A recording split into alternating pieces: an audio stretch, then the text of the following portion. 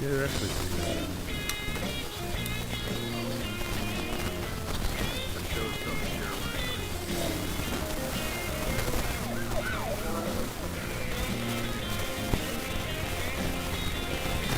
Pretty sure I stole it. Cool, man. Cool. Hey, well, so we are. We're actually on now. So Wait, it started there up. wasn't a problem? I don't think so. Are you sure it's recording? Yeah. This is crazy. All right, so Jeremiah Creek. Welcome to Jeremiah Creek with Dave Haynes, I don't know Bo what to do. Garlington, and we have a special guest. Eric Diamond. Neil Diamond's third cousin once removed. Illegitimate son. Illegitimate son.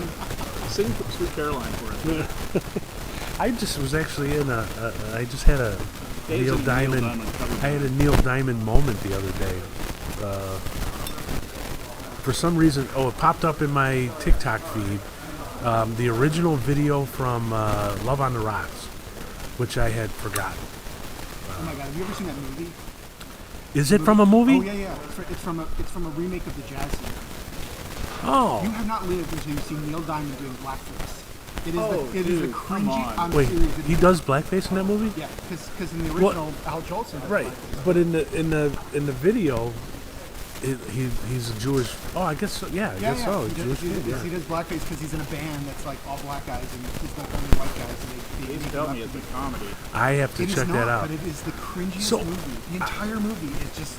I thought that was just a video because they don't show any of that in the video, and it was just. Snippets from the movie. And so I brought it up. I was explaining to my wife. I said this Neil Diamond song popped up, and I used to I go through these Neil Diamond phases. I think like everybody does, where you like because a lot of his songs are so good, but then you forget about them because they're 70s and you know. But I said I was watching this video, and the woman in the video reminded me so much of Courtney Cox from Friends. That was And- Lucy Arnaz. That really. Lucy Lawson.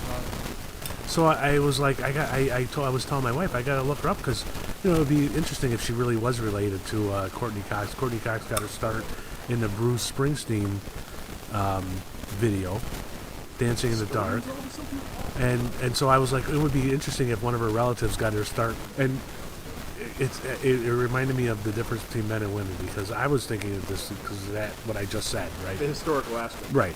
The irony. And how I like Neil Diamond and stuff, and I hadn't seen it in a long But time. your wife said, My wife said, "Why are you listening to a song called Love on the Rocks?"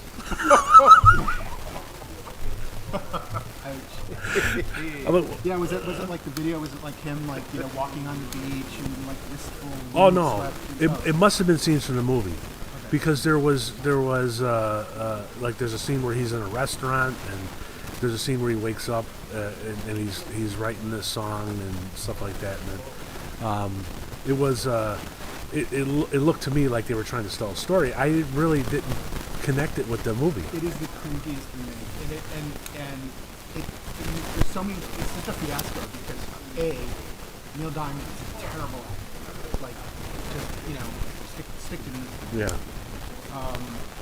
The writing is awful. Laurence Olivier plays his get the fuck. Get the fuck. Plays what, his father? His father. He's a cancer, right? The I old wouldn't cancer. read Olivier's And he's diary got about this like super thick Yiddish accent, like my son, I have no son. You know, like it's just like, oh man. What, You know what's funny is I watched Babylon. Have you watched Babylon? that. The TV show? The movie. Oh, no. Oh, With wait, Margot Robbie. Yes, I have. All right, great movie. And the first 20 minutes are insane, but it's a great So movie. insane. It's a great movie. And they have a big scene about the jazz singer in there and how to switch over from silent films to sound. And it made me think you can watch it on YouTube now, which I could not get through the movie because it's such a weird thing. And Al Jolson, he doesn't. Most of the movie is silent. yeah. It's only at the end that there's That sound. was a big Yeah. deal. Yeah, Wonder what But- it would have been like. I just was freaked out.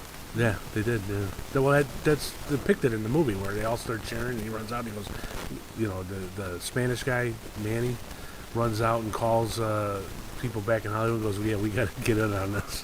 It's big. All right, And so what's his name kills himself. Spoiler alert. yeah, After the fact. I get Neil Diamond and Neil Young confused, so the whole time that you guys are talking about that, I'm trying to think of a song called Love on the Rocks. It's got like Crosby, Stills, and Nash backing Neil Young, and I'm like, I get it. all right, this is going off on a tangent now. Talking about Okay, going off on a that is tangent. the- Wait, no, hold on. You just brought up Neil Young, and right away my image. Have you ever seen Jimmy Fallon imitating Neil Young? Hilarious. Priceless. Also on YouTube, by the way, you can find that out. So, well, why don't you explain why we have a guest? Eric helped me out recently at my book signing, my reverse book tour. The one that you canceled the minute I was going? Yeah, as soon as I heard that when I saw you bought a ticket, I'm like, oh, the weather's terrible for this. I can't do it. And he videotaped it, so we thought this would be a great opportunity for him to throw it on my laptop. And I was like, hey, it's going to be on the podcast. And then also, Eric started a podcast, in 2008? 2006. Jesus Christ. And what's your podcast? Were they even So microphones? mine was the first Masonic podcast. Oh, that's the other way to go. Oh, All my other friends are in the Illuminati. So we talk about. We don't really talk about the history of the fraternity. Everybody talks about that. So we just talk about philosophy, the ideas, and stuff like that. And we've been on hiatus since COVID, but we're gearing up to go back. yeah, we did. We were doing. We did. Okay, so we were explaining, and it's kind of good to go over this because we should start adding some of these old sound things to our podcast stuff. Like quote ourselves? Yeah, we've been. I mean, I still have like even the stuff. We've been doing either a radio show or a podcast since 2008. We're up to like 11 listeners. Yeah. Well, we were at one I time. like to say that our work is worked out. I have to say, at one time we did have a lot. We used to do. Well, we started off on WCKG, which we can talk about in a minute, and then when that ended, because we weren't making any money, we started doing a podcast on Blog Talk Radio, which we did actually get a lot of listeners, and we got phone calls, and we were doing pretty good. And I can't remember why we stopped. You decided that you hated your motorcycle. What? Oh, that's right. I had the motorcycle accident. You had a terrific, terrible accident. Yeah, so we were basically down had for one of 6 the- months, and You then had one of the worst moments in your life, and I had subsequently one of the worst moments of my life when I walked into the hospital and saw you laying there with a priest band next to you. I was like, what the fuck, man? We have a show next week, Dave. that was the The police. only thing that would make that better is if he was Jewish. Yeah, that was the police department chaplain who came, and I remember after I had gotten promoted and I was working midnights and stuff, and people, he would stop in occasionally and see me, and people were like, "Why does the chaplain stop? Why does he come and say, oh, are you friends with the chaplain?" And I go, "Wow, it's not that often that he gets to talk to people after he gives them last rites, so he likes to check in with me once in a while." Did he actually give you last? Yeah. Jesus Christ, man. Trauma through that. Man. Yeah, that was bad. Yeah, that was why. Yeah. And then And so then once we restarted, we just at that time YouTube was really taking off, and so we started doing it YouTube, and we had our own website, and so we have not built up any listeners. We have like we changed our 11. identity like 11 times. Yeah. For a while there, our website was perfectlyharmlessradio.com or Yeah. something like that. And why did we do that? It was It because was against everything about marketing. well, the reason was because when we had Blog Talk Radio, when we were doing Blog Talk Radio, we had a channel. So the idea at the time was we were going to expand that. We had Perfectly Harmless Radio as sort of an umbrella. We were going to have the B Cops Guide as our show, and then we were going to get other people to do shows on our channel. And we never did that. Yeah, so we have to. I don't know. We have to figure out how to market on YouTube and. I wish I'd used somebody that had a career in marketing or advertising or something like that. Yeah. That would be really cool if that person was like sitting right next to me and had worked for the biggest advertising firm on earth that inspired Mad Men.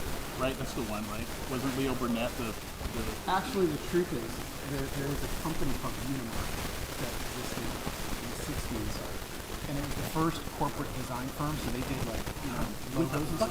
terrible. a good terrible name. Like, Yeah, it's terrible, but it's good. it was totally like 1960s. You know, it was called Unimark. Very famous designers came out of it. They opened up a New York office and stuff. They were brilliant designers, but they were terrible businessmen. And they basically ran the business into the ground. But there was like all these stories. There's a book that talks about the history of it, and there are all of these stories about like sexual harassment, like all the stuff that they do in Mad Men. So my understanding is that the guys who wrote Mad Men took inspiration from some of those stories. Oh, that's interesting. Yeah, they're very. I actually worked for one of the partners toward the end of Unimark, and Unimark went under like in the mid-70s or something like that. Bob Vogel was one of the partners, and he went on to start a smaller firm when Unimark dissolved, called the Vogel Stork Associates, and I worked for them, and then that became DSA partners, and they're one of the major corporate design firms. No more. You're not allowed to sexually harass people anymore. No. No drinking in the office. No drinking. Well, no, they're still drinking in the office. We're tell working you, advertising. This is not NASA or anything. I had this job several years ago for this trucking company, and they were like, "We want you to work in the office." And I'm like, "Well, no, I'm gonna work from home." They're like, "Come work in the office." I'm like, "I got other clients." They're like, "We don't care." So I was there for 2 weeks, and the money was really good. So I'm like, "Hell yeah, I'll do it." And they were very modern. You had like, you got in with your fingerprint, They had the standing desks that went up and down and everything. They had the best coffee service ever. But when I went in to meet the boss, which was a big deal, like it was like, come meet Jesus. I went in, that dude had at least $11,000 worth of whiskey on his desk. Wow. And rum. And he was drinking rum at the time. And I had to sign a drinking clause in the contract that they gave me, which said that if you drink at the office, we're not responsible for when you blow your brains out on the way home. And I was like, oh, can I dig this? All right, man. Yeah, I remember watching Mad Men and thinking it was so weird. It's almost like, especially the sexual harassment stuff, you think it can't be true. I've spent my entire career being lectured about making sure sexual harassment stuff. Although now I realize my wife complains a lot about being sexually harassment at work. Yeah, and I told her, I said, if you don't like it, then stop working from home. Oh man, that's a terrible joke. That's a terrible joke. I remember working. I started out in a newspaper, and I remember smoking at my desk. Oh yeah. Oh yeah. I remember smoking cigars at a bar, and now it's like weird. Well, I've done that recently. Yeah, Leo Burnett was one of the last places to ban smoking inside, and I think they only did it because the city passed an ordinance, but that's because Philip Morris is a client since the 40s, 50s. I always thought a really fun way if Philip Morris wanted to change the laws about smoking, wanted to get smoking back, was they should decide to they're just not going to sell cigarettes in the United States until the laws are changed. They'll just do it outside the United States. That's pretty much what they're doing.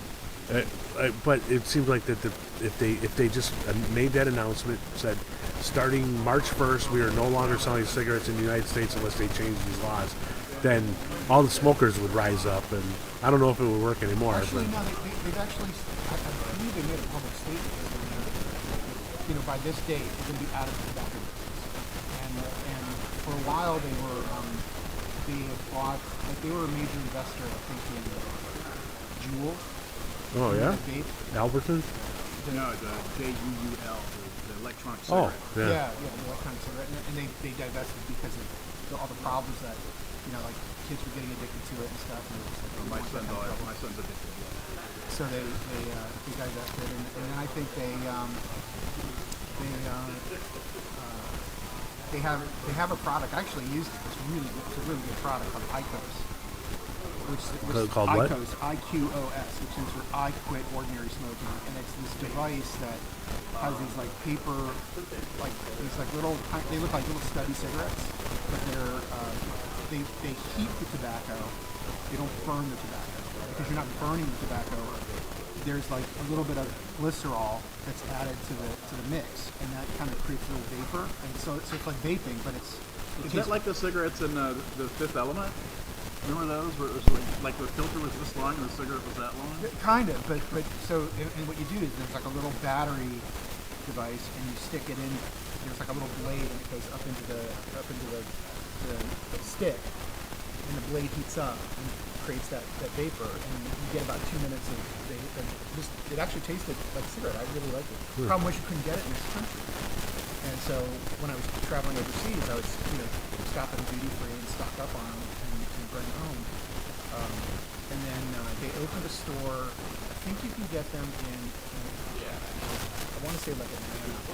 They have a store in Atlanta where you can get them in Richmond or Richmond, not Richmond, somewhere in Kentucky. That's it. And I think they're going to get out of that. I don't know. I don't work on. I never worked on that. I'm amazed at how people smoke elsewhere.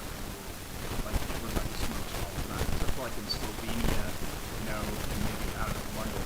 But everywhere else, like Madrid and France and everywhere, people like 9-year-olds are smoking. Everybody smoked everywhere I went. And in Spain, there were cigarette kiosks on the sidewalks and like little stands where you bought cigarettes. Like everybody smoked all over. My wife, she doesn't like smoking, and it was a problem for her. Yeah, I thought the most civilized place is France. So Paris, they have these tobacco, and it's like a porch that's enclosed in plastic, and they have heaters in there and stuff. So they're sitting there in the winter, really comfortable, but you smoke anymore. The worst place in the world that I've ever smoked or vaped was Singapore. Good. In Singapore, they give you a space that's literally like, if I slice the table like between me and gold, that's the space that you were allowed to smoke. Like it's enclosed? No. It's just a box. They paint a line, and if you go over that line and you've got something lit, that's a serious problem. Singapore, fucked up. They'll cane you. Wow. Caning. Danny, there's something. Yeah, we should get back into I know there's some people I'd like to cane. For sure, man. The reason we used to be the Big Cups guy, and because that's the book we wrote. That's where we started with all this stuff. But then we just realized that what we're really talking about now, because Dave's retired and I live like I'm retired, we really realize that we're really talking to people our age that are now in a part of their life where they get to do all the weird shit they didn't have time to do when they were working. And so that's kind of like the direction of our show, if we ever actually follow the direction of our show. But I did realize that Jeremiah Creek, which I made up a million years ago, didn't make it up. I remember that recently. There was a shirt brand that Nordstrom's carried for a while called Jeremiah Creek, and I think that I saw the name in the collar of the shirt. I don't think so. You don't think so? I've looked it up before we started using it, and I didn't find any. I don't even find people named that. That doesn't matter because we're a radio show and they're shirts. It wouldn't matter anyway. Well, what if they had copyright or something? But No. We can. It's just like with books. You can have 8 books of the exact same title. No one can do shit unless they got a lot of money.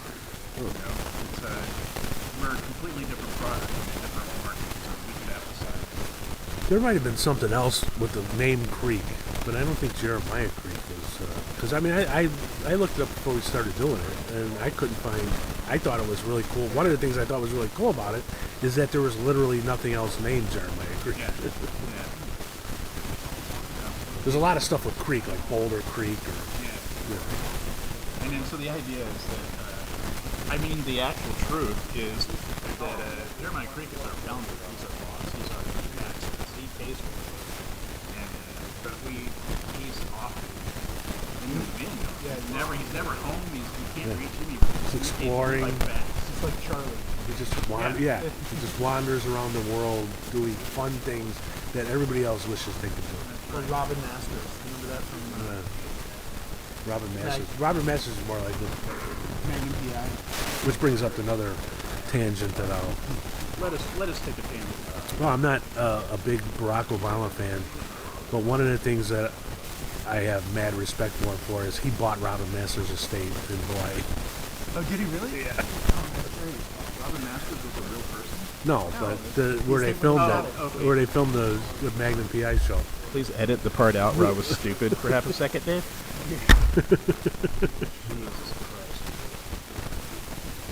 Anyway, so what else is going on? Well, my wife's been out of town for almost 2 weeks. Oh, how did the trip go? Did you make it? They made it. Fine, yeah, They made it to California. Yeah, or- she's coming home tonight. Oh. My daughter now lives in Los Angeles, in Studio City, in a great neighborhood, and we've got a network of people for her that she's going to land with. It's going to be really great. And my wife comes home tonight, goes to work tomorrow morning. I won't really see her until maybe Saturday, even though she's home. But yeah, everything went great, but I've had to furiously clean the house for a couple of days. Why didn't you just hire a cleaner? I'm broke, that's why. Yeah. You know, I don't need a clean lady. My habits have changed for the last couple of years, and like, yeah, I let it get a little messy, but like, I can clean up with this. Yeah, it's not like you're leaving food laying around. You know. I mean, I did, Oh. but when we had kids, man, you know, when our kids were still living at home and kind of young and dumb and everything, our house was a shit show all the time. I think most people's house. You know, until somebody comes over, you gotta look like you're civilized. But up until that point, it's full on cake, you know. And but since my kids are grown and gone, my house nothing happens. You know, so if I put something in a place, until my wife touches it, it's pretty much fine. But now we're going on a new tangent. We're on a wife tangent now. What's a thing that your wife does that you find actually bewildering? And I'll go first. Okay. My wife uses knives a lot to open boxes. Right? We get a lot of boxes because we're Amazon freaks. We're always getting something to make. So there's always a box. She's always opening a box. She'll get a steak knife, open the box, and then leave the knife somewhere. Not put it back in the kitchen or anything, but like leave it on a sideboard or on the table or on the arm of the couch, something like that. That seems perfectly normal to me. Yeah, right. I mean, That's what I do. that's fine. Although that would probably drive my wife nuts. Yeah, there's been days when I found 3 knives, like just laying around places. It is crazy, right? Yeah. Yeah. Making sure I'm not crazy. My wife. The only thing that I cannot understand is my wife has this. Does not want glasses or cups in the bathroom, which drives me nuts because I Is it take. tile floor? Probably Afraid of that break. would be glass. I don't understand why that paper cups would have that problem. Yeah, what's the deal? But it's just What weirdo because we don't brings have a paper lot. cup in I mean, I who's think. drinking in the bathroom. Well, me, I take all my vitamins. That's the other thing. She has like vitamins and medicines and stuff in the kitchen. So when she takes her morning vitamins or whatever, she goes to the kitchen and does it. I can't. I have to have the habit. So it's there next in the bathroom, and when I take a shower, I take my medicine. I take my. See, I'm like your buddy. I take all my meds and dining table. Really? And I had this, I have to get one of those little boxes. Monday, Load Tuesday, it up. Wednesday, Yeah. right? Oh, Well, really? Yeah, it's like a Luban, but it's essentially the same thing. And I just load everything up and it's good for a week. And then I put all the meds. I have it all in like a big shoebox and just put it away. Well, we have the big shoebox type plastic thing, but it's in the Why kitchen. she doesn't like cups in the bathroom? Are you afraid? No, I don't know. A long time ago, I have found something that doesn't bother. For some reason, water bottles don't bother her as much, unless there's more than one. Okay, wait. So let's say that you take a solo cup in the bathroom, red solo cup in the bathroom, and like, does she see you taking it in and like she yells, or No. like you leave it there? If I leave it there, So is it the cup that she's mad about, or is it your slobbing habits that she's like? well, I mean, years ago, it was. I don't know. I don't know. I do know that when we leave cups, me or my daughter leaves cups or something in the bathroom, she doesn't remove them or yell about it. She leaves them in the sink so that they're in your way when you go in there the next time. That's the Toggle play. that's it. You And know, if there's more than one water bottle, then all the water bottles will be in the sink. wow, There's a way around this. Leave it there and just. No. So there's water a, fountain. there's a toothbrush. like one of those electric toothbrushes. Yeah, we just bought one for my daughter. And it uses I think it's like Sonic Air. Mm-hmm. It uses a glass on top of like a magnetic resonant thing. And you put it in, you put the toothbrush in the glass and it charges through the glass. So that the glass is your charger. Oh. And then you take the glass and use the glass and you put it on. Boy, that'd be interesting to try that and see if No. We You have have to to wash return. the glass every now and then. Like every time. You use it.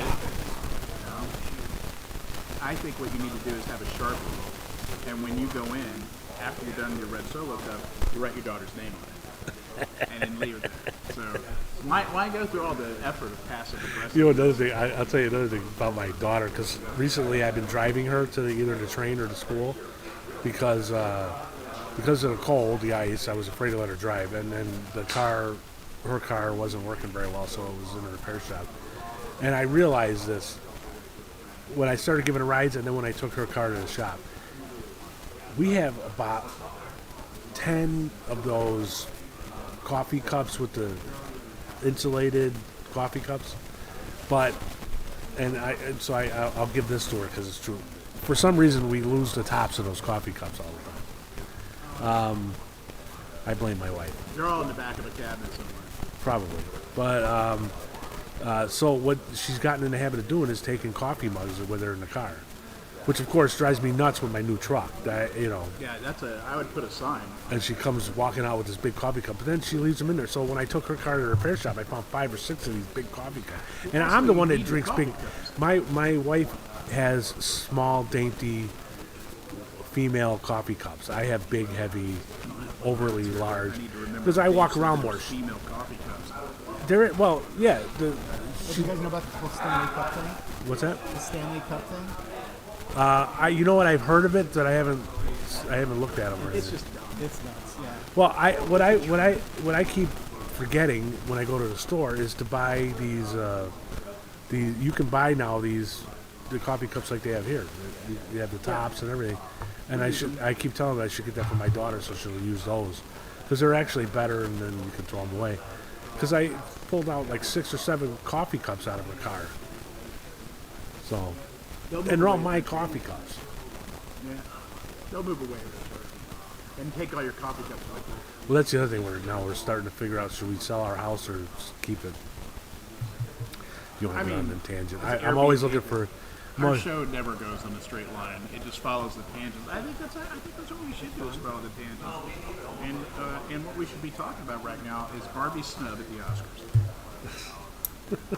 It was unforgivable.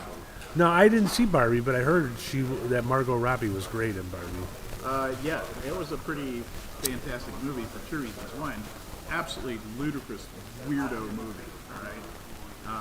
And 2,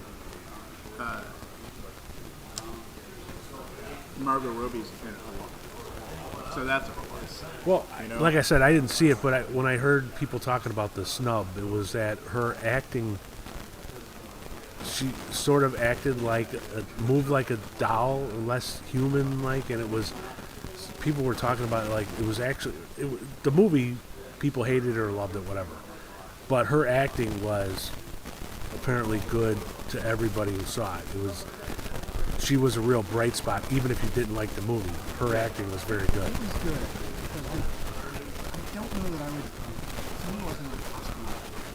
I think the writing was. Like, if I were going to give an Academy Award to Barbie, it would be Well, I Right. think she got nominated as a producer. Does that mean that she got nominated for Best Picture? She produced every movie she's ever been in. Really? Almost all of them, yeah. She owns her and her husband own a huge production company, and they produced, like, most of the movies starring Margot Robbie are produced by her and her husband. Yeah, she's fucking loaded, man.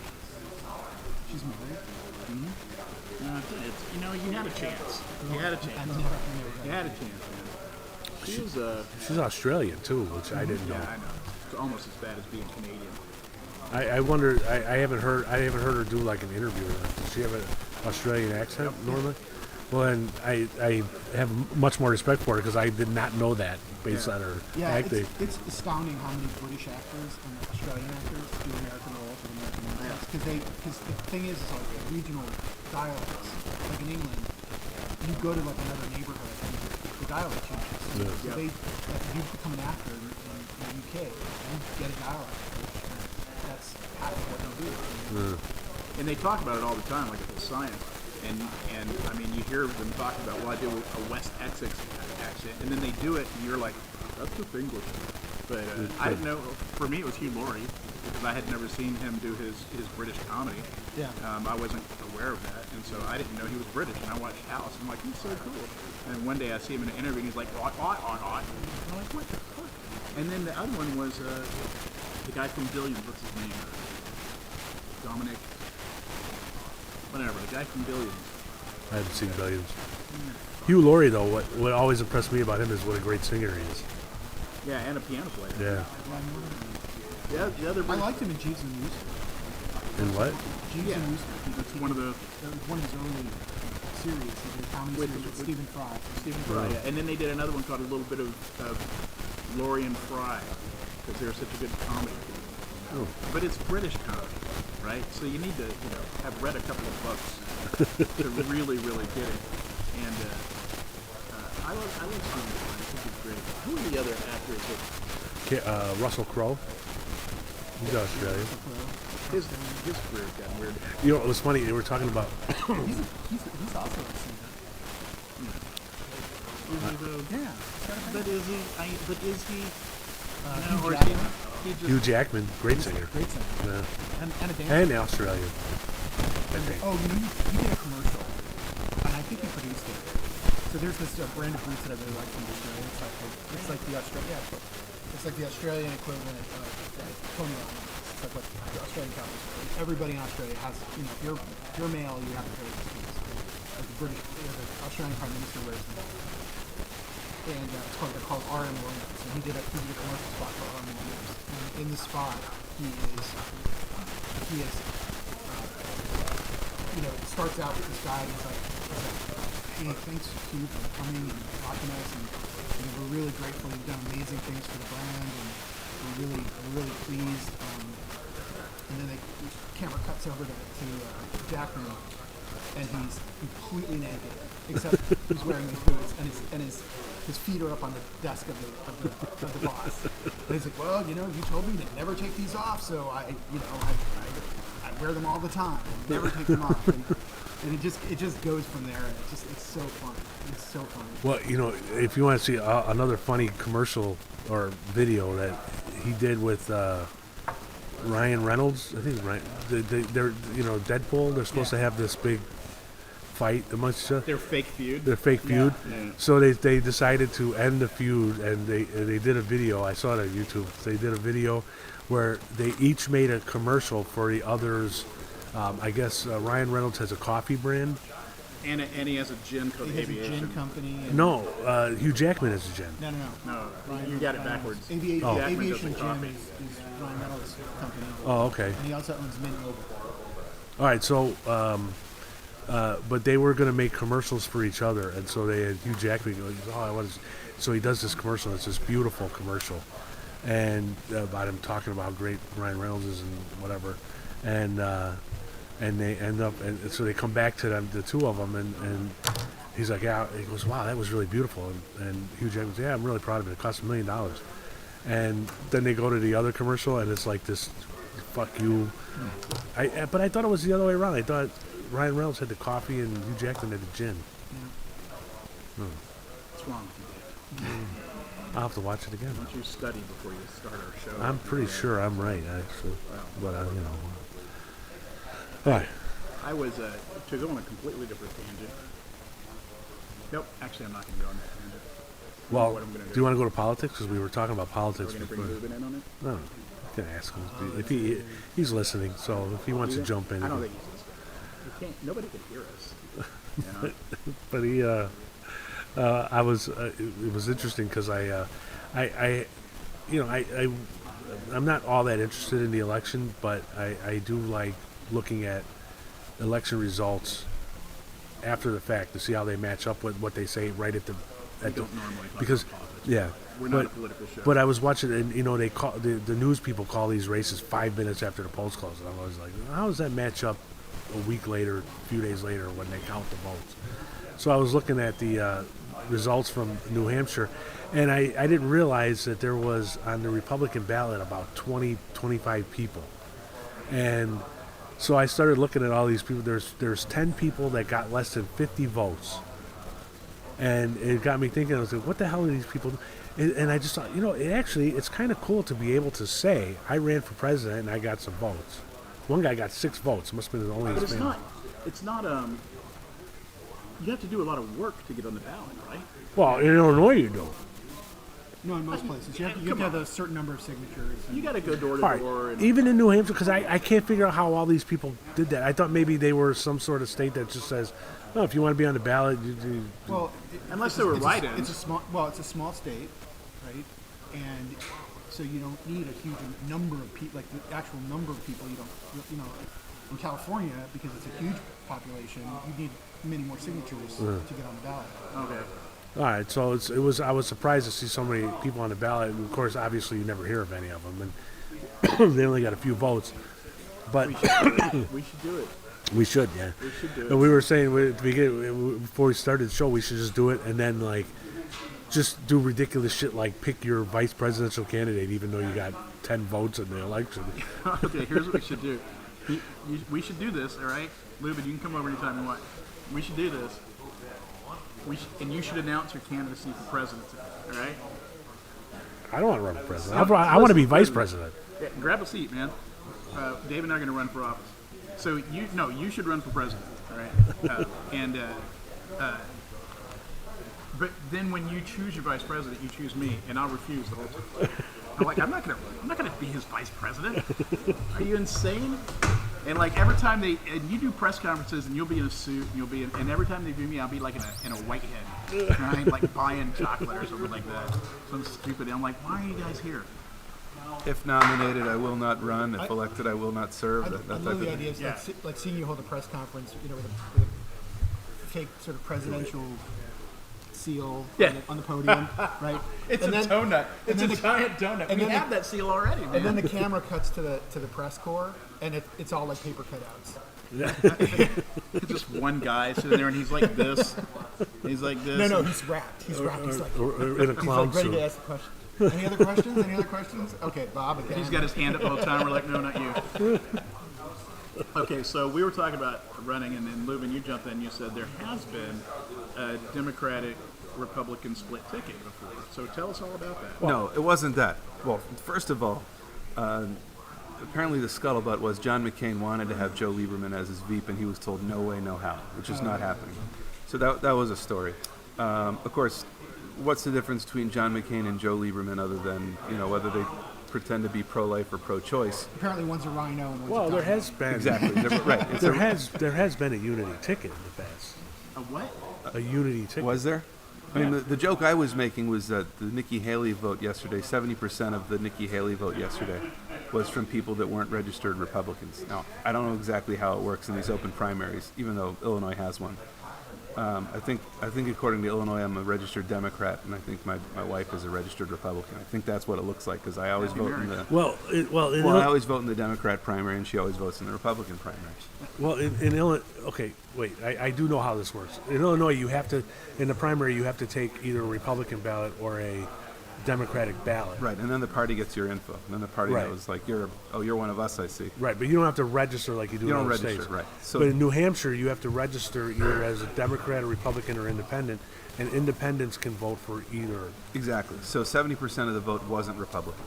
They were independent. Right, now there's a strong independent streak in New Hampshire. But of course, everyone knew who was going to win the Democrat primary, even though Biden wasn't technically on the ballot. But he was... Why was it Biden on the ballot? I didn't Because look into that. the Democratic Party decided that New Hampshire was not going to be the first primary in the country, and New Hampshire said, fuck you, yes we are. So the DNC said that we're not going to be involved. So actually, even though But he wait, were wins, they? he I thought doesn't... there was that other one, that Dean little small Phillips. town. Yeah. Oh. What's it called? No, Dean Phillips was the guy who was on the Democratic ballot. That's right. Yeah. Yeah. And now, it doesn't matter who won because nobody gets delegates because the DNC basically pulled out of the New Hampshire primary. Weird. So their delegates don't count. Great start. Yeah, that was stupid. I don't understand the reasoning behind that, but What would happen if we actually did it? What would happen? You would have to get what 10,000 signatures in Illinois to get on the presidential ballot. I think it's like 45. Oh, and you would only be on the Illinois ballot? That's your thing? You'd be running for president of the United States of Illinois? well, We should get it wrong every time I we go assume president that of these Illinois. people are not on any other ballot. The people that got less than 50 votes. Yeah. I assume that they only did it in New Hampshire. Just and in my head, I'm looking at this going, these people only did this so that they could say I ran for president and I actually got a few votes, I don't know, man. and they could put on their resume former presidential candidate. How does that help you? I had no idea. I mean, who in the world looks at that and says, yeah, that's the guy we want? Yeah. I have to go with this one on this. Tell me about that. Must have been an amazing experience. How did you do against Nikki Haley in New Hampshire? I mean, if I saw that, then I would schedule that interview for like that's a long interview where we have coffee and because I'm Well- just going to kick back for a story on that one. And here's because I have run for office in Illinois before, and so I do know a little bit about the It's dog process. catcher, right? Committeeman. What the hell is But- wrong with you? But so I do know a little bit about getting on the ballot. Now, there is one interesting thing. First, I don't know if this is just Illinois or if it's other places too. I assume it's other places too. There's a lot of forms that you have to fill out, and you have to fill them out properly. And then you have your opponent who they look at everything, and if a comma's in the wrong place, they try to throw you off Try the to ballot. throw you off the That's ballot. that's a cottage industry in Illinois is to throw people off the ballot. But here's an interesting thing: Joe Biden is actually not qualified to be on the Illinois ballot because his paperwork was screwed up. And there was a brief story about the fact that okay in Illinois one of the requirements is all your signature sheets have to be notarized. Oh, and you and didn't do that notary has to be an Illinois licensed notary, and his was not. It was Delaware. It was where his campaign headquarters are. That is not the kind of thing you expect Right. from somebody of his caliber is to make a stupid mistake like that. Right. Wait, so really? There's a very Yeah, I don't expect. No, He's a policy guy. yeah, but He's a nerd, man. Well, first Nerds of don't all, make those mistakes. I mean, candidates don't have anything to His do with it. people shouldn't have made Yeah. that mistake. But But his Illinois operation should have been included too. Like as soon as Because they came it's- in and said, "Oh wait, we can't do this." There's a huge industry. that's a real thing that actually happened? And this year. And so the question is going to be, at some point, somebody's going to, they probably filed already to get him off the ballot. And there's no way that the sitting president is not going to be on the Illinois ballot. So it's going to be interesting to see what they do it. how they figure out Well, a way around this problem. Gavin Newsom will be the candidate in Illinois. You think he's going to drop out for this? How does that work? I'm just kidding around. Well, they could do like a proxy candidate. I just mean everyone keeps on. I mean, everyone keeps on wringing their hands and going, really, Biden is going to run again? I mean, look at the guy. Can't we get someone else? Aren't you technically electing delegates? Right. Well, Right, in you're the general election you are, but in the primary, No, in the primary, you're electing. Like when you cast a vote for Joe Biden, isn't it really what you're casting as the guy who's going to go to the convention and vote for Joe Biden? I think the phrasing is the candidate, but what practically happens is they get delegates. yeah, I think actually that's in the part where I general fall election off the you're radio voting for show, delegates. 'cause Well, that's I don't know election. anything about any of this. I mean, I don't know. I don't know. I hate this election because I started off this election season saying I'm not going to vote for any of these baby boomers. And Nikki Haley made a comment about the fact that he's too old, and I guess she was at some campaign event, and the woman said, you're sitting here and we're at some old folks home or whatever, and you have people who are 75 years old, and you're sitting there saying this man who's 77 can't be president. I would have leaned into that shit. I would have said, yeah, it's time. Step off the stage. If we don't, people of our generation, I'm a friggin' retired police officer, and nobody from my generation is qualified to be. We're going to have President elderly until they drag him off the stage in a casket, and then we're going to have go and switch right over our generation to Alex Ocasio-Cortez or whatever. You had your chance. You had Bill Clinton, and that's that. No, Bill Clinton's a boomer.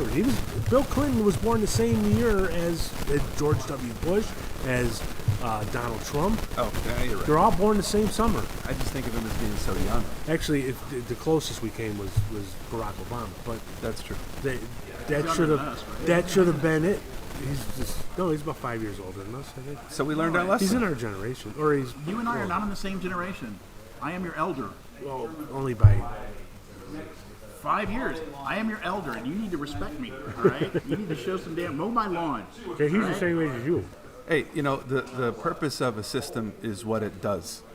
Yeah. And apparently, the purpose of American democracy is to give us a choice between Biden and Trump Yeah, apparently, because till the end of days. The 70%, oldest.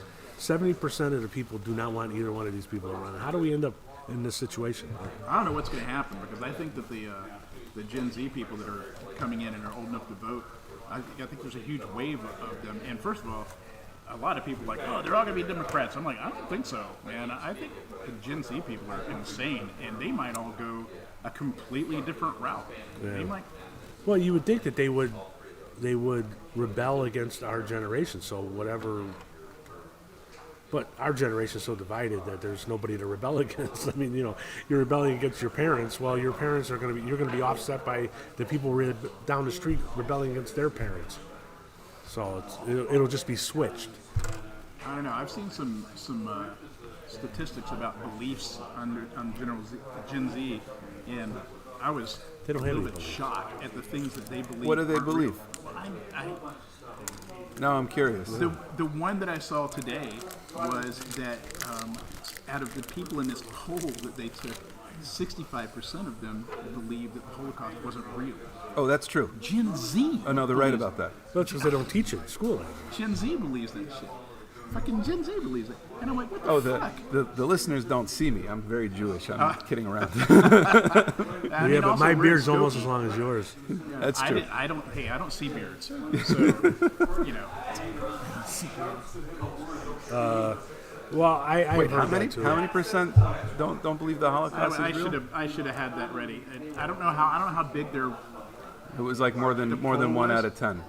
Yeah, and 65% of them believe that. How did they phrase it? That Yeah, but what does that mean? Hold on a second. Does I don't know if it it said- means that it's a generation, and I'm channeling my cranky old man now. But, well, that's what our show is. okay, thank you. you look like you're my age. Look at Dave. How old are you? I'm 41. Oh, you're so Jesus sweet. fucking Christ! Really? Get out of here. I'm 58. Oh, you look Sorry, young. no, sorry, 59. You look young. Kid. Who invited the kid? All right, cranky old 60. man. Get some I'm milk. sorry, I Get cut you some off. milk for Luban. But anyway, what were you about to say? I was about to say that Milk and cookies. that For Luban. they grew up in an environment where reality, perception is reality, right? And if you believe something or you are triggered by something or whatever, there's a whole, You're living your truth. yeah, exactly, right? I think that's yeah. that's the natural progression And so, from and the so way what I grew up. happens is people make, and this is a human trait, it's not just limited to Gen Z. We study Gen Z a lot in advertising because it's a very important market. And what happens is humans, we take in what we feel is right? And they used to think that there's a guy who wrote a book called, I forgot the name of the book, but the point was is that they used to believe that the emotions were like an elephant, or that the emotions were an elephant, and the intellect was the rider of the elephant, and that the intellect steered the Oh emotions. yeah, that is the opposite. Right? But what Yeah. is true is that the intellect just is there to justify and rationalize, whatever the emotions say. All So- politics and beliefs are emotional. So, especially in America. So, to get on my high horse for a second, recently there was a protest where a bunch of young people had the sign that said, "Queers for Palestine," I know. I saw that. right? And it didn't occur to anybody that like the first thing that Hamas did when they won their election was they gathered all the gay people, they took them up to the top of a building, and they threw them off the building. Yeah. I mean, Oh it's, my God.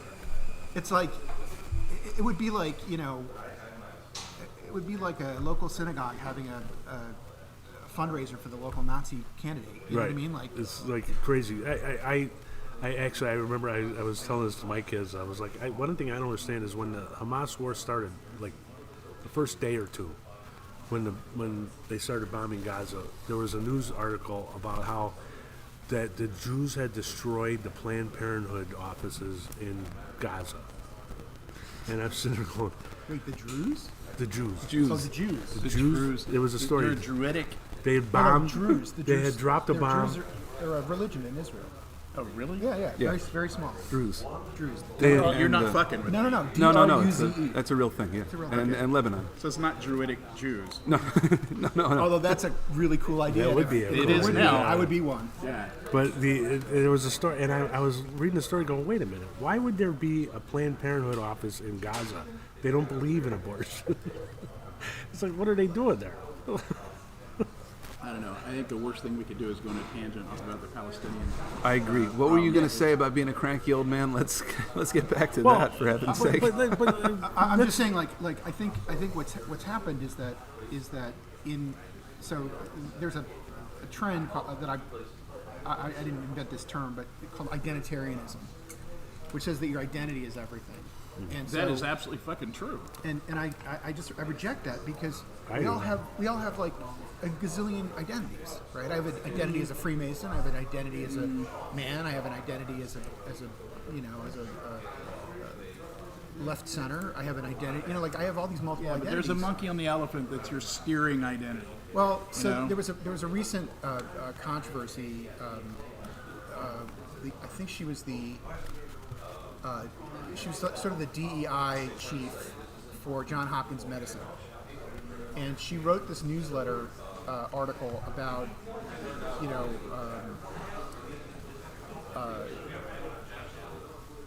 about DEI, and she had this list of like what qualifies as DEI. We don't know what DEI is either, so Diversity, equity, inclusion. it's diversity, equity, and inclusion. And so she listed all these groups, and it's like well, if you have an alternative sexual orientation, if you are black, if you are Hispanic, if you are You have to pick Jewish, one, or if you you're- can pick a few. Well, that's the thing. It's like when you look at the entire list that she published, very few people Have like just one of those. don't fall on that list. Okay. So if everybody's a protected class, then nobody's a protected class. You know what I'm saying? Yeah. So that's sort of the problem with this, is that everybody is like waving their banner about like, liberate this and liberate that, and it's like we've forgotten how to be Americans again, right? Like we're all Americans. We're all, it's like that. It's the myth that we're on different sides. That's the great myth that is right Yeah. now. The biggest problem is that, first of all, people only see two sides. There's way more than that. But most importantly, those two sides have succumbed to the idea that they're in contest with each other, when the truth is they're not. Right. The Democrats and the Republicans ultimately kind of want the same thing. Their strategies are similar. They want what's best for America. It's their tactics that are different, and they both think each other's crazy, and that they can't be friends. And it's because that's insane. it's because they have like this black and white thinking. You're either for me or against me. It's nuts. Right, and It's a if circle you're wagon against thing. me, and this has become like in the last few years, it's become really bad. If you're against me, you're evil and should be destroyed. Right. And that's We don't have to listen to Dave because he's a Republican, so he's a Nazi. right, and that's you get that opinion, But I How mean, many times have you been in a conversation where it's heated and political, and somebody ends the whole thing by calling you a Nazi? nobody. I've never had that. No, I've been tempted to see. I've been tempted to call other people Nazis, but I have lately, especially, been reading more up on my pre-World War II history, and the way the Nazis came to power is eerily We're back familiar here again. these days. Oh, we're circling back again. Is it because we're in Skokie? Is that what it is? No, it and can't here's be. the thing that I look at and I go, I can't tell which one of these parties is going to end up being the new Nazi party, because it seems like what happened in Germany and Austria in the 20s and the 30s is happening on both sides of the political spectrum now. Yeah. On both sides, it could go either way, and it's scary to me. Yeah, it's purity tests. It's Well, as a Democratic socialist, I have to tell you, no. And also the other thing is one of the I well, listen to here's this the thing, it's not podcast. Democrat, Republican. It's right, left. I- There are extremes on either side. Our tagline is nuh-uh. But I listen to this podcast called The Rest is History. This English English historians, they're very interesting. And they were talking I'm about picking this. the next tangent. All right. And they were talking about the rise of the Nazi Party in Germany, and one of the things they talk about is the fact that Hitler was not very effective. He's lazy. He was lazy. Most of the things was that he allowed it to happen. He had a good team. And he would make these comments, but then other people would take it to the extremes. And I'm like, that's Trump and Biden. Biden works 5 hours a day. Trump was lazy as hell. He needs the nap, Dave. Who? Right? So Actually, there's a really good. I found this article. I was doing some research, and I found an article from 1922, it was either 22 or 23. It was a New York Times, I think, article, and they sent this reporter over to Germany, like the correspondent who was in Berlin at the time, went to a very early meeting of the Nazi Party, and you get a sense of like. And the reporting was like, they're kooky. It was sort of like, remember the John Birch Society, not the John Birch Society. Birch no, the LaRouches. Oh yeah. Right. That's how Everyone's running that's into how they one were of them. treating the Nazis at that point. And there was like this kind of chilling kind of close, like this could take off, but like the odds of it happening are like nobody took him seriously. Yeah. About the Church of the Subgenius, and no one took us seriously either. And look at us now. We're still nowhere. I mean, still have we my do Bob have a t-shirt. book, and yeah, thank you. I still have my Bob t-shirt. Slack. That's why I prefer fictional political parties over real political parties. So, Join the Libertarians. I'm reading. I just started reading a book. I hate to talk about books that I just started reading, but it caught my interest by a guy named Michael. I don't know how you pronounce it. Chabon, Chabon. Oh yeah, the author, Shaman. Michael Chabon.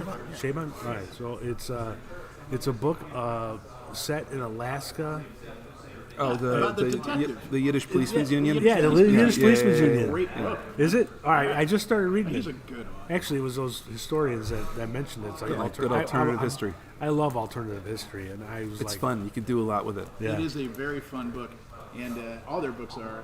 What was the one they wrote about about Superman and the beginning of comics? What was that one called? Wait, am I thinking of the same guy? Yeah, it's the same guy. Well, I he don't remember the wrote title. all kinds of books because he doesn't believe in locking yourself in a genre or something like that. And so he wrote the alternative history book. He wrote, mysteries. He wrote a lot of sort of I understand why genre people do busting that, things. all right? Because if you get a hit, all right,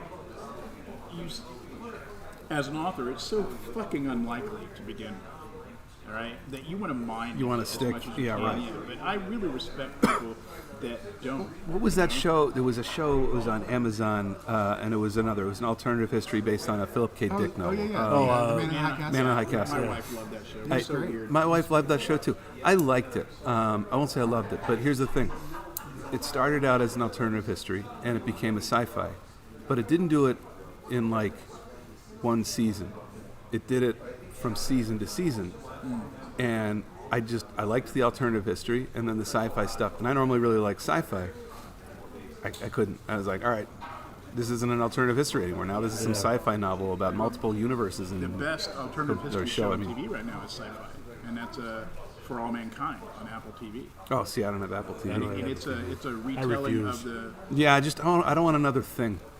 Yeah, no, I understand that. And here's our new tangent. Wait, now I have two new tangents to go on. The first one is I want to talk about your intellectual diet because it's crazy town in a good way. But more importantly, what the hell were you talking about? well, let's stick with that. What do you mean? Wait, hold on. Before you do that, there was a good show that switched genres a little bit. It was The Expanse. Oh, fucking! That show is. I love that show. That show's sacred to me. It's Absolutely a the great best. show, but it started out as Like a detective. like a film noir thing, with all the Miller scenes. and I've gone through some of the books, and the tone is different. I liked what they did with the show. Wait, but the the, Expanse? yeah, Such a fantastic. yeah, all the Miller scenes are I like think this he's film wrong. noir. I you think know? it did start off as sci-fi. I think it was Yeah, always it's sci-fi, always but sci-fi. it was definitely a detective. No, look, it was set in the future, and then there was a film noir detective thing going on. He had a fedora. that's He for had a fedora. That's right. I remember. And he was a detective, and it was I found his and he had fedora that he did that muttering thing. Well, it's and then the proto-molecule comes and changes everything, and then in the second season it's all about the proto-molecule. Now what do we do? And the political intrigue. sure. And then he's a ghost. Yeah, and then late in the second season he's a ghost. Fucking love that shit. It's a phenomenal show. It's a really good show. The I think books I've only are watched like the first two shows, well, two episodes. it's not a slow show. It's not a slow burn, but the first two episodes do a lot of establishing. They spend a lot of time, letting you know what, because it's complicated, right? There's the three major political factions: the Earth, Mars, and the Belt, and they have to establish all that, and they have to kind of establish that the Belters are scrappy, and then they got to do love the the whole. Belters, man. Yeah, they're great. And they have different accents based on where they're from, and they did a really good job with the world building. In that way, even better than the books. The books are phenomenal. I'm not And down the books, but the science, and then like the science is like yeah, right. impeccable. Yeah, right. Like how the Epstein drive. They don't really explain how it works, but how it works through acceleration instead of through speed, and so therefore you can simulate gravity. And then when the drive isn't on, now there's no gravity, so everyone has to have the boots, and they're really consistent about that stuff. It's really good. I mean, there's like you can't the poke holes in it. sci-fi It's is really solid. good. Anyway, I'm sorry. Let's talk about your intellectual diet. What's my intellectual salad? I have to remember that the other thing I want to talk about is that I don't want to learn any shit anymore. So this is kind of political, all right? Because first of all, a lot of my friends are libertarians or Republicans. I don't really know what it is about me that attracts crazy people, but there you go. Your diet, your intellectual diet, is different from theirs, all right? Because you are a mass consumer, and a lot of the things you consume are the same thing that I consume. And it's weird because people get their ideas, people get their foundational beliefs and ideas from what they consume, from what they read. Well, Yeah. I don't know. I always believe you have to read several different sides of an issue, even if it's just so that you understand what you believe more. So right there is the thing that makes you different from a lot of the conservatives I know, because the conservatives I know, and I'm basing this mostly on my family in Alabama, there's a thing about conservatism that's kind of they love authority, they appreciate authority, and they like tradition. Conservative. So they have a tendency to stick to one source. Yeah, see, I see that from both sides. I see that from most of my liberal friends will not even okay, but read. I'm going to talk about. I'm saying that, but I'm talking about individuals. Because from the group you can say it about both sides. But when you break it down, you start talking about people that you actually know. All right. Yeah. It doesn't work out that way always. Except for this. Everybody I know who's conservative, they tend to have just one or two news sources. But you listen to I don't know where you get the time. Well, now you're retired. You listen to 85 different podcasts. Yeah. Right. And half of them are what I would consider liberal podcasts. Yeah, it annoys me. It annoys the shit out of my wife that she goes, "Hey, there's a story in such and such," and I go, "Yeah, I saw it." And because I read 5 or 6 newspapers a day, I think, or at least scan the headlines to see if there's anything that interests me. Don't you think that conservatives in general understand what the other side is thinking more commonly than the other way around? Yes. Just because you're inundated with it. You can't help but know what liberals are. You don't have to necessarily go out and seek it out. We're the vegetarians. We're the vegans of the political world. Is that what you're Well, saying? no, I do think that there is more of a bubble on the liberal side than there is on the conservative side. I don't And even I mean think it it's as a not- pejorative. I just mean like as to a. say, fuck No, the other yeah, side. it's not a choice. It's just that there is much more. It's much easier to be exposed to liberal opinion than it is to be exposed to conservative opinion. Even like I absolutely do not get what both of you are saying. I don't the think so. I think they're absolutely equal in terms of. Take a look at take a look at the way that Trump is covered by the mainstream media, by the corporate press, right? It's Just to be clear, corporate press includes conservative and liberal press I think that's true. and fake press. Sure, fine. But, you go find an article on MSNBC, find an article on CNN, you find an article on name your favorite channel or whatever channel you hate. Name any one of them. And then almost always the coverage is going to be negative.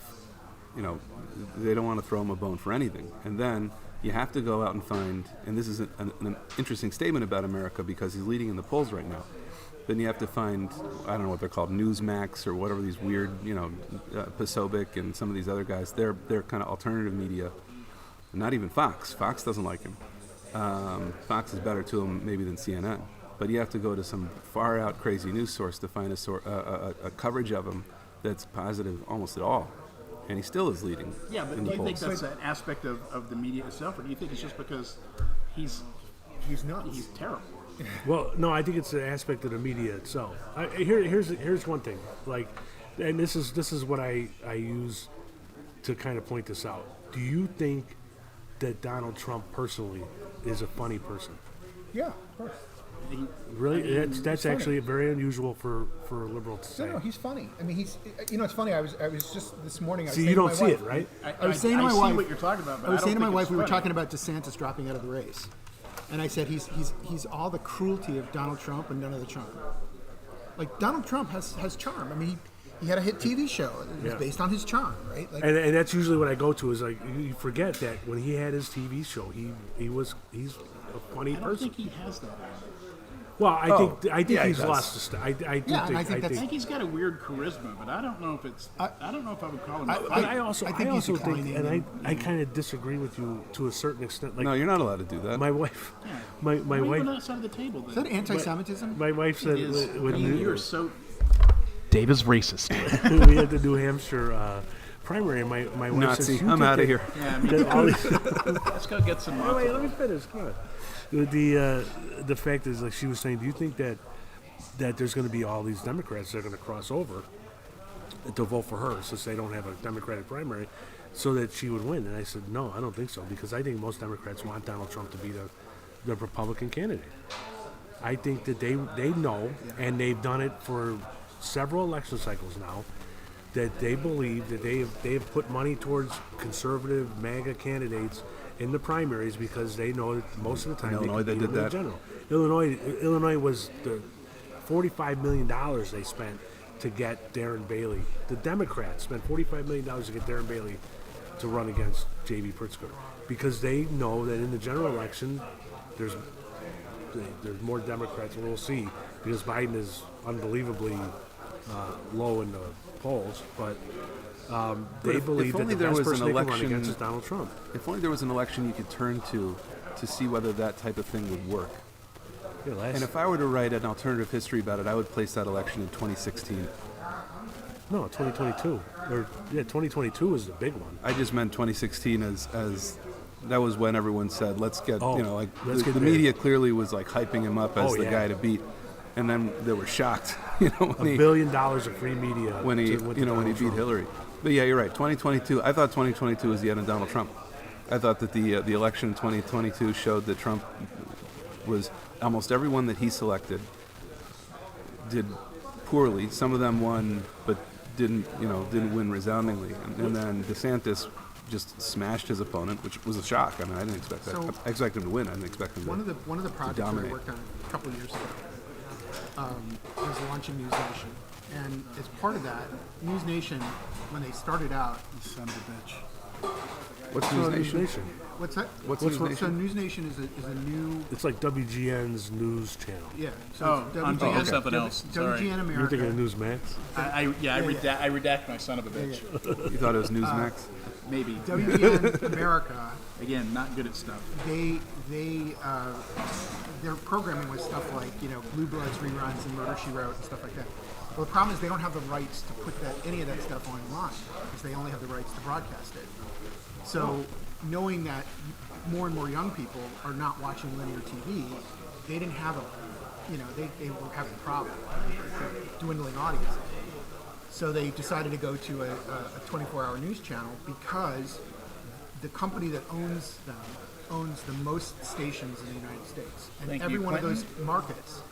Every one of those markets has a local news team, so they have this huge footprint of reporters that they can draw on. Which is un-American and shouldn't happen. Well, no, but it's actually really interesting because they're different affiliates and stuff like that. So one of the things that we looked at, we did research and we found that their thing was like they started out by going straight down the middle, and they actually hired people called rhetoricians. Right, they hired this woman. Really Those guys are sitting around waiting on a job. Really. No, well, she worked for the Vatican. I mean, I'm sorry to interrupt, but here's how you find a rhetorician. Yeah, I'll have a double latte. Where was she working? You had said it and I missed it. So she had worked at the Vatican, which is an interesting job because you have like liberation theology people in like South America on the far left in the Catholic Church, and then you have like the super conservatives in Poland and in Hungary, right? That's who she got. So she has to kind of, her job was to kind of make sure that everything was kind of balanced, and they would scrub the scripts for biased language, and so they were very serious about it. And the problem was that if you were, and we did some research about this. If you were liberal, you like your bubble, you like your bias, right? You're seeking out people like Joy Reid and Rachel Maddow and stuff like that. If you're conservative, you don't believe it's possible to be unbiased, right? Yeah. Wow. And so Wow. we had to come up with a different plan, but which I thought was a really. What do you mean you had to come up with a different plan? a different way of telling people about this new channel. Like, in other words, to say it's straight down the middle. If you're Democratic, right? Well, if you're Democrat, you'd be like, I don't want straight down the middle. And if you're Republican, you're like, no way, you're liberal. I can tell you, as you were describing this, I said to myself, it sounds like a great way for liberals to claim that they're unbiased. Well, so as part of this project that I was working on, I came across there's a nonprofit group called Adfontes, ADFONTES. Okay. And they publish a graphic every couple of months. And what they do is they plot every news outlet, like mainstream news outlet, based on whether it's factual or opinion on one axis and conservative, liberal on the other axis. I think I've seen that. And what you see is that in the middle, it's really crowded, and then as you it's like a bell curve. As you get to the more extremes, I've seen something like that. you're going to get Breitbart on one side, and you're going to get Wonkat on the other, right? So they're looking at all these different things, and it's like the truth is that most mainstream media, they might be center right or center left, but it's not really all that extreme. Because they want to appeal to the most people. Exactly. I mean, they got advertising dollars and stuff. Right? So, but Spender. the problem is that I think people perceive the bias as way stronger than it actually is. Well, I'll tell you where I mean, I don't know anything about what you just said, so I'm speaking ignorantly here, but I'll tell you my reaction to it, Yeah. and this is, I don't know, the emotions driving the elephant or not, but what my reaction to it was, so you got this attempt to be centrist, and typically what that means is let's define what's right, let's define what's left. The person doing that is probably center left, what's today called center left. Yeah. And so they define what's right as Nikki Haley, they define what's left as Joe Biden, and let's face it, there's not a ton of difference between Nikki Haley and Joe Biden on the issues that really matter. Mm-hmm. And so that's the spectrum. And so, if the majority of Americans right now are leaning towards Donald Trump, and that doesn't mean they're right, that doesn't mean they're conservative, it just means that's where the country is. But what you've defined as your spectrum is completely out of whack with where the majority of Americans are right now. And that as we can see, they can flip on a dime. I mean, I don't know that the majority of Americans have a strong identity, but that's if that's your the rightist is Nikki Haley, Mitt Romney, John McCain, and then I think a lot of Americans, and particularly a lot of Republicans, they're looking at these people as the old guard, they represent what is hopefully a bygone era of the Republican Party, and the Republican Party needs to stand for something different and something bolder. And so you're not capturing that. So you have your this is my spectrum. So one thing we discovered when we looked into this, it was something really shocking, which is that we noticed that Republican viewership of like news products dropped by 5 million. That's a huge number. Yeah, they're getting it from somewhere else. Yeah, they're going to websites and stuff. They're going to websites. They're opting out of mainstream news. So I think when you see, like, I don't think a majority of people support Trump. I think the majority of Americans are done with Trump. I don't think the majority of Americans are so in love with Biden either. But I think the majority of Republicans, the ones that are left, are for Trump. Well, right? Because a lot of those small C conservatives have been run out of the party because they're just not pure enough. You know, on the liberal side, I think they're falling away from mainstream media too. Like my wife doesn't really watch mainstream media. I agree. She watches the YouTube spin-offs of main media, like the Young Turks and that Tucker type of Carlson. Tucker is yeah, but I'm trying to not remember that she the watches ones she Tucker, watches. but It's these three guys that were they're really great reporters. I mean, they're really, really gifted reporters, but their YouTube channel is very biased, right? In the thing that makes me mad. This is why I don't like watching Rachel Maddow either. In both cases, they're extremely good at what they do. She's a great journalist. These guys are great journalists. But the presentation is smut, and I don't like it. I don't appreciate it. These guys, I wish I could remember the name of them. Their whole show is just attacking conservative media heads. That's all they do is attack like that. It feeds my wife, and she's not watching CNN unless there's like an explosion. She watches these guys, and then like their spin-offs and those spin-offs. She keeps getting further and further away, and I keep telling her that's QAnon for Democrats. You're gonna quit, and she just gets mad at me.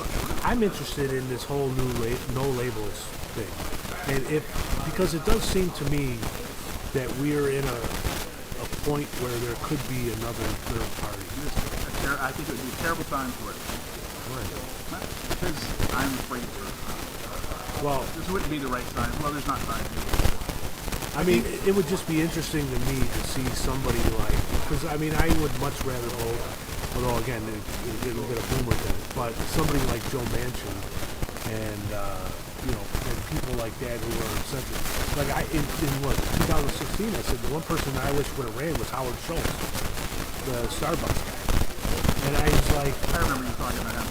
and I thought it was like, because I am a much more moderate person. I disagree with a lot of liberal stuff. Here's why I don't like that idea. I disagree with a lot of liberal economics, but I am much more moderate in my social thing, and I think that at some point we're going to have to come up with something else, because I think what's going to happen is the Republican Party is going to die like the Whig Party died.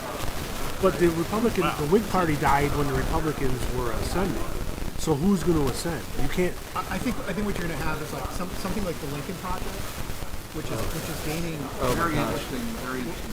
which is yeah, you have a lot of small C conservatives and a lot of like thoughtful conservatives.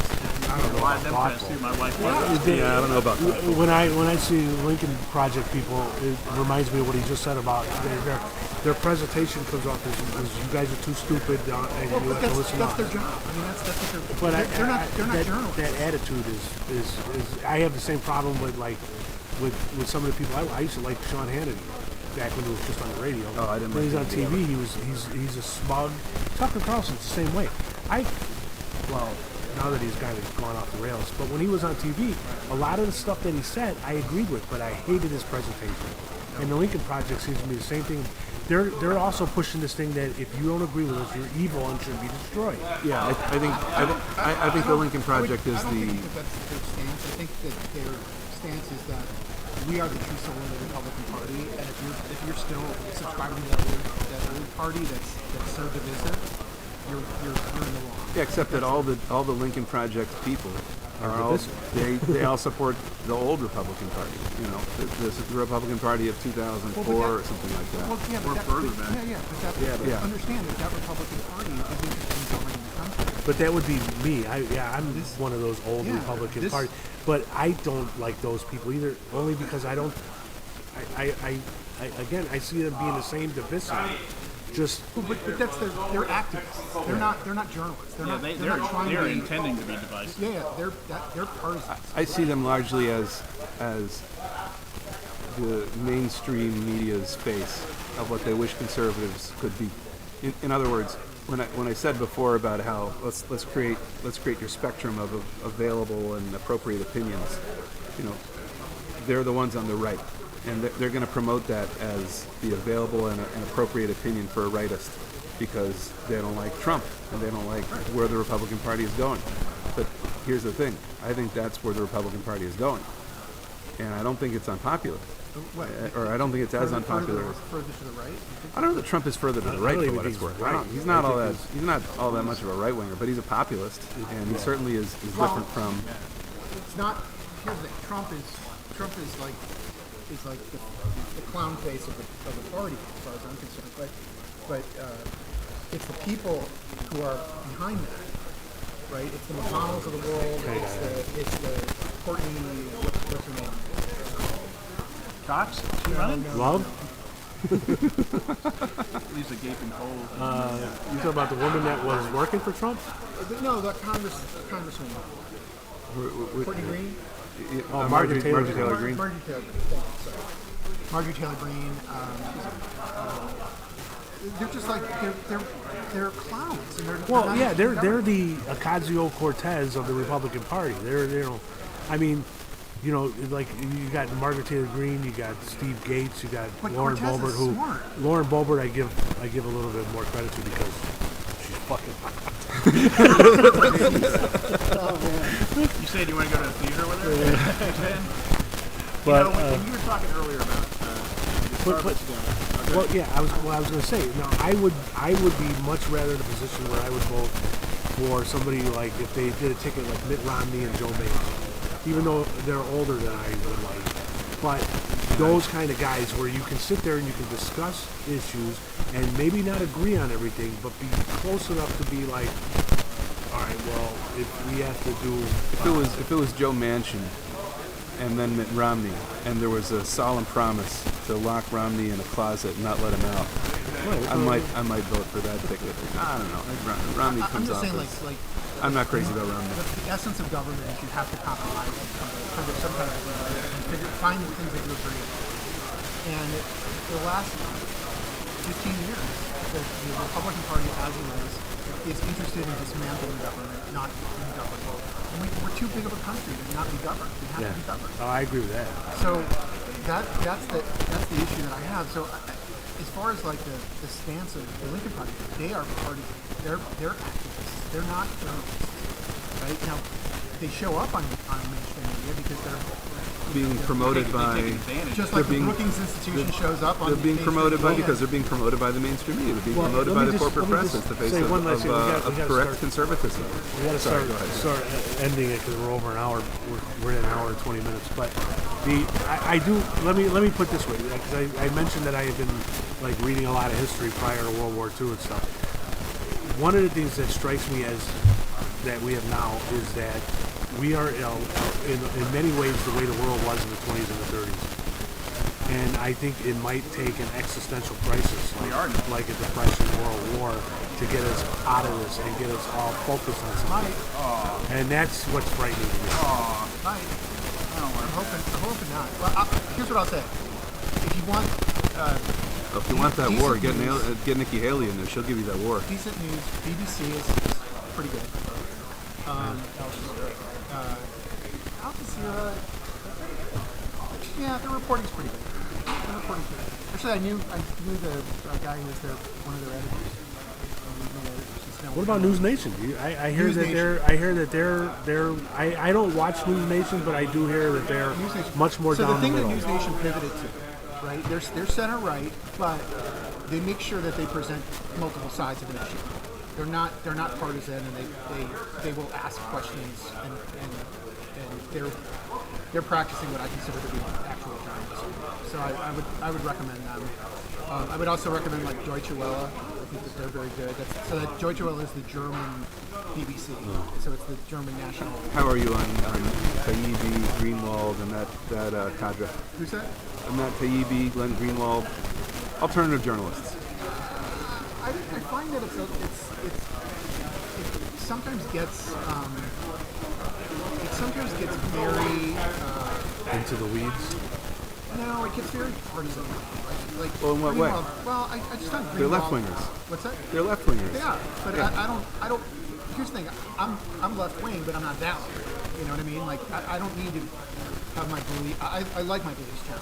Well, yeah, but I don't know Greenwald, but Matt Taibbi specifically, I didn't start reading him until the whole X-Files thing, but now I do read a lot of his stuff, and even though I think he's left-wing, he really goes into stories and seems to me presents, he might come to the wrong conclusion from my point of view, but I still am interested in what he writes. I agree with You know what I'm 100% saying? I of mean, he that. really goes in, he really delves deeply into Very stories investigative. Yeah, I don't and fo- presents I don't- both sides. I don't follow And then, him. I'll look into that. yeah. But, He's very investigative. I don't always come out on the same side of the issue, but I he's think I very, have very, an very services- investigative. I have an services now, understanding like of the Ground issue, News. even if I don't. like Ground News is a really interesting service because they pull in from all these different news things and then they rate them kind of using an algorithm like the Ad Fontes thing. So they'll tell you like how much factual content is here, how much opinion, whether it slants left or right. I and then you think can, I think they should create badges for that. They do. And really? yeah, check it. I feel like they should be sponsoring the It show. should be blue check marks. It should be blue check marks. Well, I mean, you should be somebody needs to. There needs to be a way for people that don't do the work to understand whether the source where they're getting their news from, like where it lands on the objectivism. Yeah, yeah. And I that's- think- partiality I think thing. that that's- is what services like Ground News are. I think that's trying to do. over. Really, I think that's over. And I'll tell you, I'll tell you why I think that's over. agreeing with you. But I'll tell you, I mean, look, from the perspective of anyone that's a little bit right of center, or maybe even a lot right of center, what do we see over the last 8 years? Was a bunch of biased reporting on Trump, anytime Trump tried to withdraw troops, there was the end of the world. Then COVID came, and for heaven's sake, everyone in the news was everyone in the news. It was like 100%. They were all unanimous, conservative, liberal. We'll call them in quotes conservative, liberal. That's not in quotes. If you think that the vaccine is not 100% effective, you're crazy. You're a maniac. If you're not locking down, refusing to go out to restaurants, if you think that restaurants ought to open up, you're nuts. You're absolutely crazy. And then you look at the statistics afterwards, and there's no statistical difference between places that had mandates, places that didn't, places that locked down, places that didn't. No statistical difference whatsoever. And everyone saw that, And so if I'm sitting there as a consumer of media and I'm trying to figure out, well, who should I trust? None of the people who were reporting over the last 10 years. And you can go back further. When Bush said we got to go into Iraq because there's weapons of mass destruction, what did the American media do about that? I mean, was there investigative journalism? Did anyone find out whether Saddam Hussein even likes Al Qaeda? Well, there was in print media. Yeah, that's true. That's But there has been recently, TV there's been media a lot and- of stuff. I mean, you even look at from the point of view of somebody center left, even the Hunter Biden story. Whether you think it's important or not, it was very clear that the media lied about the story. And I mean, every time they went on and said this is disinformation, which means to most people means that this is a lie, it turned out that it wasn't. And where was the mea culpa? All of that stuff. And is where okay. was the mea culpa All on that that? stuff is okay. Where was we got it wrong? Okay, Oops. If you look at the history of journalism, going back to Jefferson's time, right? It's not. Media has always been highly biased. and Oh, I highly- agree. American media started out. The- It started out. There was a thing called the Fairness Doctrine, right? That was at the How much I missed it. beginning of television, right? And that put a damper on the extreme of journalism, right? Because if you opined in one direction, you had to give equal time to the other side.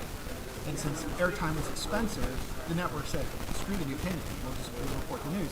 And that's why everybody loved the content. We could not do that. Yeah. Right. Right. No, and I agree with that. I think- My point is only when you start saying putting a badge on whether something is true or not. you can't trust the people putting the badge on whether it's Well, no, it because should be. So because what they're you trust conservative. You know, somebody- what you can do is you can have independent fact checkers that just go through and check it and just say, this is what we think.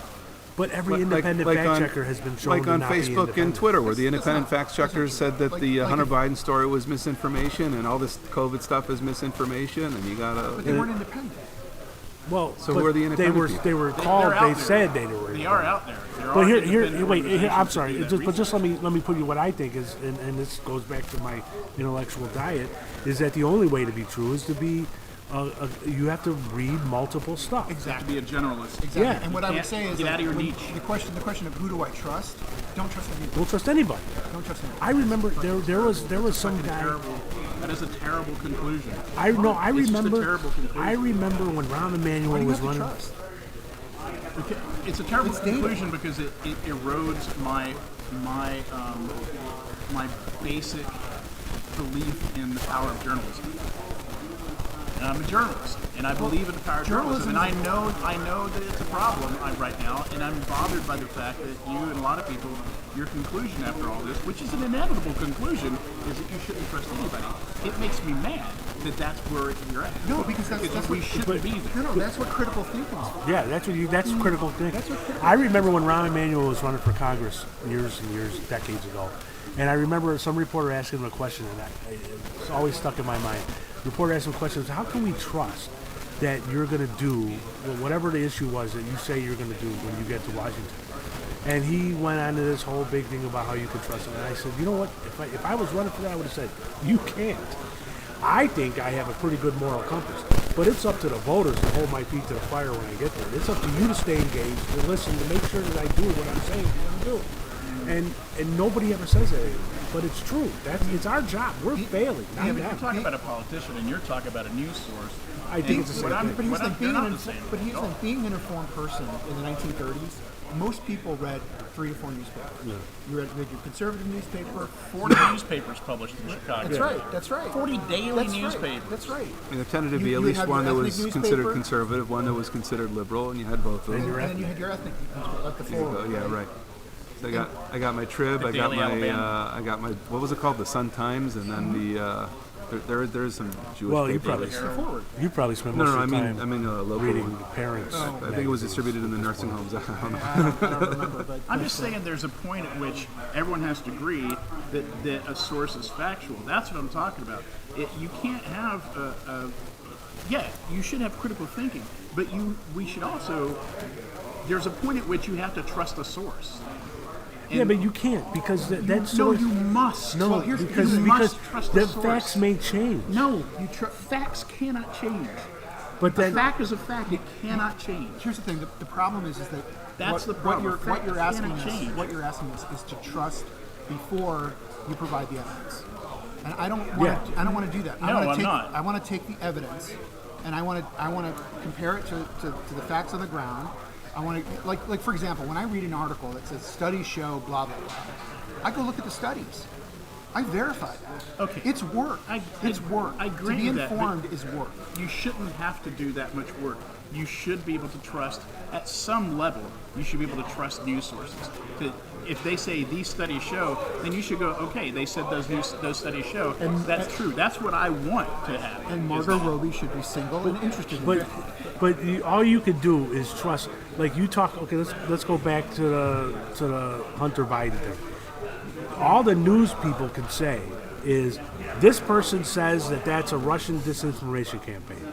So that fact is true. That person did say it. Now that person was lying, and so now the reporter doesn't know that. The news can go further and find out. That if it's reporter true. could say what I said was true, that there was a letter signed by all these foreign intelligence people saying that this was Russian.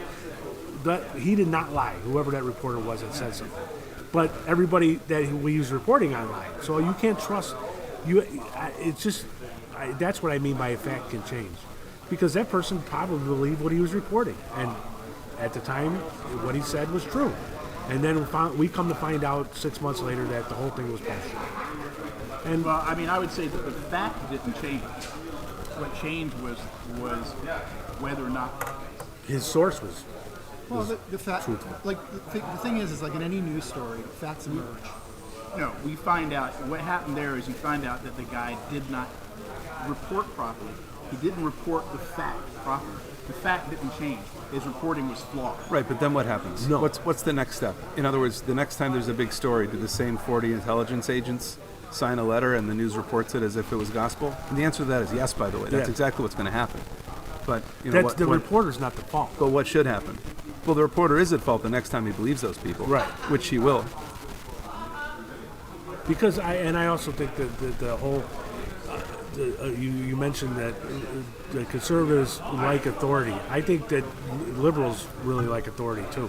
It's just a different authority. Maybe it's the colleges or Put it this way, that is a more recent phenomenon, but I think you're right. Yeah. I think you're right. All right, we're over an hour and a half, which is Thanks for inviting me over Margot, here. call me. thanks for joining us on the Jeremiah Creek, and we'll try to do this again next week. Luban's wrong, David's more wrong, again. Eric's wrong. I'm the only one that's right. I thought you were left. I've been trying to burp. I was going to say, for someone that's so against authority, I want the authorities to tell me what's true. Abraham Lincoln is an apocryphal story. I don't know whether it's true. It was a fun story. Abraham Lincoln. Abraham Lincoln, by the way, was the last one to run on a unity ticket.